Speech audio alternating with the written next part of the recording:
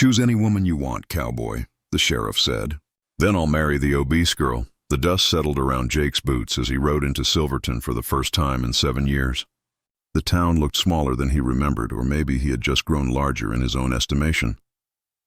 He was a different man now, hardened by trail rides and campfire nights, his reputation preceding him like a shadow cast by the setting sun. Jake Morgan, the finest horsebreaker west of the Mississippi, the man who could tame any wild stallion, the cowboy every rancher wanted on their payroll. Sheriff Tom Brennan stood on the porch of his office, thumbs hooked in his belt, watching Jake dismount. They had been friends once, back when the world was simpler and dreams were just beginning to take shape. Tom had chosen the badge.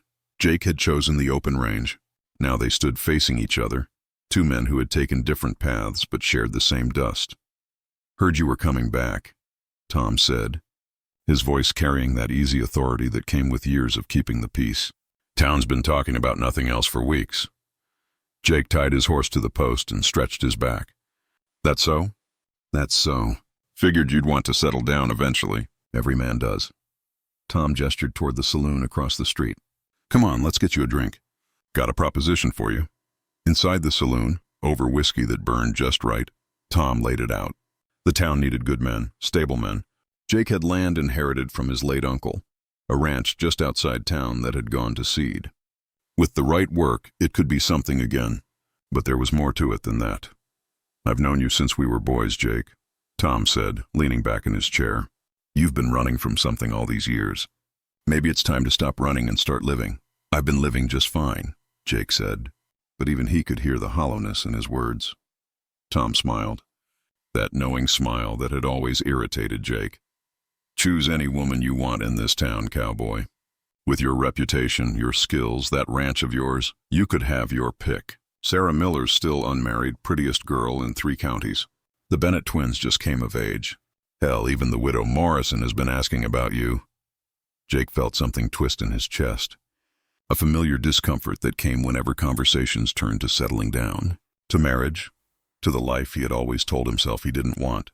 He remembered why he had left Silverton in the first place, remembered the shame that had driven him into the wilderness.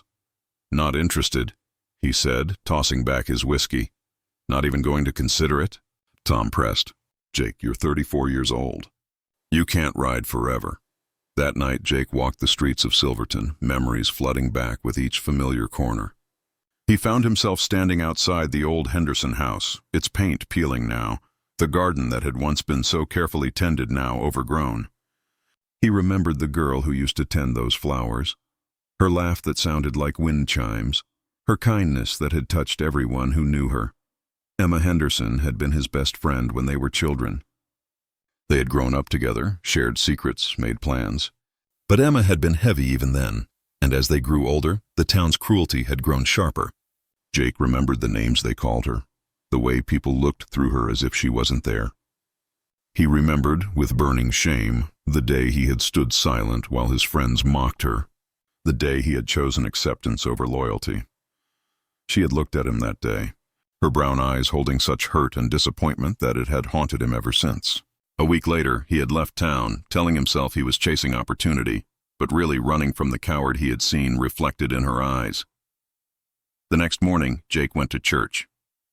He hadn't been to church in years, but something pulled him there. Perhaps the memory of Emma's father reading scripture on Sunday mornings, his voice deep and certain. The small congregation turned to look as he entered, whispers rippling through the pews. He took a seat in the back and tried to ignore the stares. When the service ended, he saw her. Emma sat near the front, her frame still heavy, her hair pulled back in a simple bun. She wore a dress of plain blue cotton, and she was helping an elderly woman gather her things, her movements gentle and patient. As Jake watched, she laughed at something the old woman said, and the sound pierced him like an arrow. It was the same laugh, unchanged by time or cruelty. He approached her after the church had mostly emptied. She looked up and for a moment, recognition and wariness crossed her face in equal measure. "Jake Morgan," she said quietly. "Heard you were back, Emma." He stood there, hat in his hands, feeling like a boy again. "I wanted to say I'm sorry. Sorry." She tilted her head. "For what? Leaving? Lots of people leave Silverton. For not being your friend when you needed one." For being a coward, something softened in her expression. That was a long time ago, Jake. We were children. I wasn't that much of a child. Old enough to know better, old enough to stand up for what was right. He took a breath. I heard you've been teaching the children at the schoolhouse. Heard you're the best teacher this town's ever had. She smiled, a real smile that reached her eyes. I love the children. They don't see the world the way adults do, not yet. They just see Miss Henderson, who tells them stories and helps them with their letters. Over the next few weeks, Jake found himself seeking Emma out. He would stop by the schoolhouse in the afternoons, sometimes helping repair a broken step or fix a loose window shutter. They would talk, really talk, about books and ideas and dreams. Emma had read everything she could get her hands on, had taught herself things that amazed him. She spoke of her students with such love, such dedication, that he found himself envious of their fortune. She never mentioned her appearance, never seemed to carry the weight of the town's judgment. But Jake saw how people looked at her, heard the whispers that followed her. It made his blood boil, made him want to fight every person who had ever made her feel less than she was. One evening, as the sun painted the sky in shades of gold and crimson, Jake asked Emma to walk with him. They strolled through town, past the feed store and the bank, past the saloon where men stumbled out into the dusk. Tom was standing on his porch again, and Jake could feel his old friend's eyes following them. Emma, Jake said when they reached the edge of town, where the road opened up to prairie grass and endless sky. I've been thinking about my uncle's ranch. It needs work, needs someone who will care for it properly. I'm sure you'll do wonderful things with it, she said, looking out at the horizon. I need a partner, he continued. Someone smart, someone kind, someone who sees possibility where others see ruin. He turned to face her. I'm not good with words, Emma, never have been. But these past weeks, talking with you, being near you, I've felt more alive than I have in 7 years of wandering. She looked at him, really looked at him, searching his face for something. Why me, Jake? Don't tell me you haven't noticed how people see me. What they say. I see you, he said simply. And what I see is the finest woman I've ever known. Beautiful because of who you are, not despite anything. I see someone who makes children love learning, who helps old women in church, who tends a garden that shouldn't grow but does because you won't give up on it. I see the girl who was my best friend, the woman who became someone extraordinary.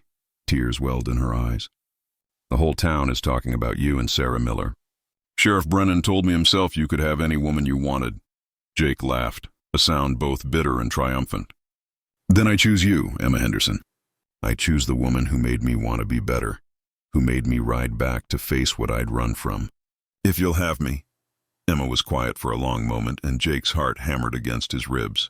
Then she smiled, that beautiful smile that had haunted him across 1,000 miles of prairie. Yes, she said softly. Yes, I'll marry you, Jake Morgan. But only if you're sure. Only if you're choosing me because of who I am, not because of some misplaced guilt. I'm choosing you because I love you, he said, the words coming easier than he had imagined. Took me 7 years and a lot of empty nights to figure that out, but I do. I love you, Emma. The wedding was small, held in the same church where Jake had found her again. Tom stood as his best man, and if the sheriff was surprised by Jake's choice, he had the grace not to show it. Sarah Miller sat in the congregation and genuinely smiled, having found her own happiness with the blacksmith's son.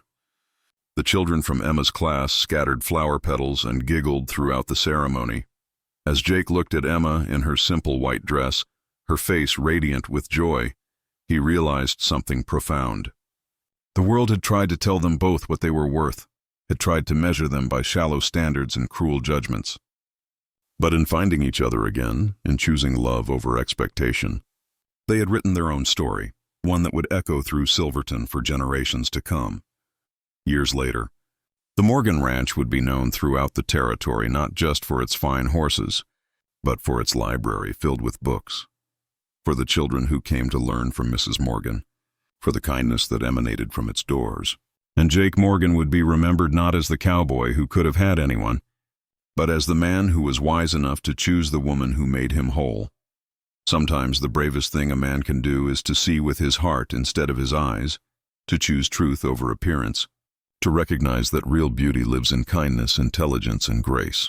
Jake had ridden 1,000 miles, had faced down wild horses and wilder men, but his greatest act of courage was standing in that church, taking Emma's hand, and choosing love.